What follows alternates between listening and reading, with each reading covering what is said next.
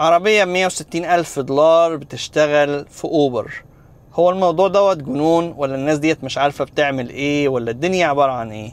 الحقيقة لما تشوف ان في عربيات زي الكاديلاك اسكاليد الفي سيريس بالذات اللي بيوصل سعرها لحوالي 159,000 دولار وشوية، تقريبا 160,000 دولار، في ناس بتشتريها عشان تشتغل بيها اوبر بلاك، اوبر اس يو في، غير طبعا البرايفت كلاينتس بتاعتهم والشغل بتاع الليموزين والحاجات اللطيفة ديت.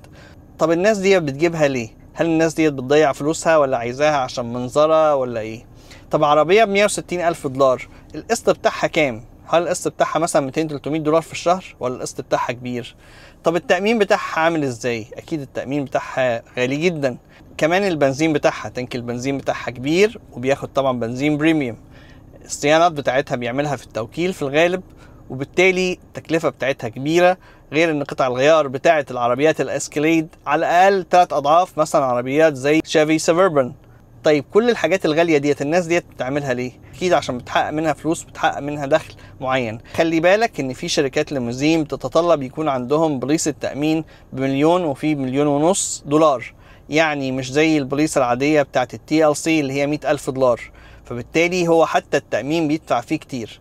كل الحاجات دي ليه؟ الناس ديت بتعمل فلوس، الناس ديت عارفة بتعمل ايه، الناس دي فعلا بتقدر تدخل دخل عالي بيقدر يخليها تكفي كل الحاجات ديت.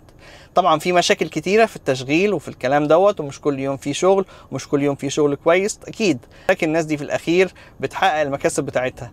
طبعا في مشاكل كتيرة تانية، زي ان انت لما بتستخدم العربية بتحط عليها مايلج او بتمشي بيها، فبتحط مايلات على العربية، فبالتالي سعر العربية بيقل كتير. في الكثير من الناس ديت بتاخد العربية جديدة بتستخدمها 2-3 وبعدين بتبيعها وتجيب عربية تانية. كل ده بتعمله لان هي في الاخر بتكسب، مش الناس ديت عويلة او الناس دي مش عارفة بتعمل ايه. ده شغلها ودي حياتها وهي ناجحة فيها. لما احنا بنتكلم على المستقبل والمشاكل اللي ممكن تواجه الناس اللي زي ديت، فده مش معناه ان الناس ديت مش عارفة بتعمل ايه، ولكن احنا بنقول ان المستقبل بدأ يتغير.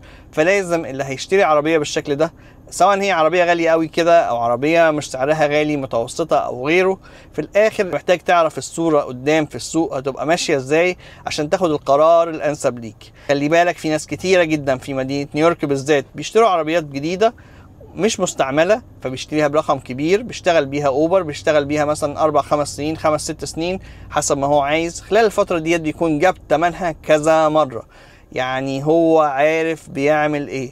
السائقين في الولايات المتحدة الامريكية دول ناس شاطرة وفاهمة شغلها.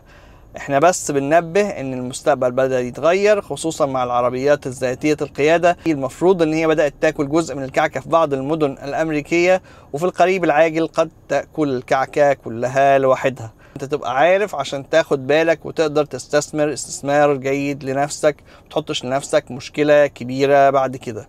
احنا شفنا القصة دي زمان في التاكسي والميدالية بتاعت التاكسي اللي وصلت ارقامها ارقام خزعبلية، لما فجأة بدأت اوبر تنتشر وكلت الكعكة وقلبت الدنيا وسعر الميدالية نزل في الأرض. فبقى في مشكلة كبيرة لأصحاب الميداليات ديت، اللي فيه كتير منهم كانوا شاريينها بقروض وبقوا مش عارفين يعملوا فيها ايه. فاحنا بننبه عشان كده. كل التحية والتقدير للجميع، شاركونا برأيكم على الموضوع. تحياتي للجميع، لؤي العاصي من نيوجيرسي، مع السلامة.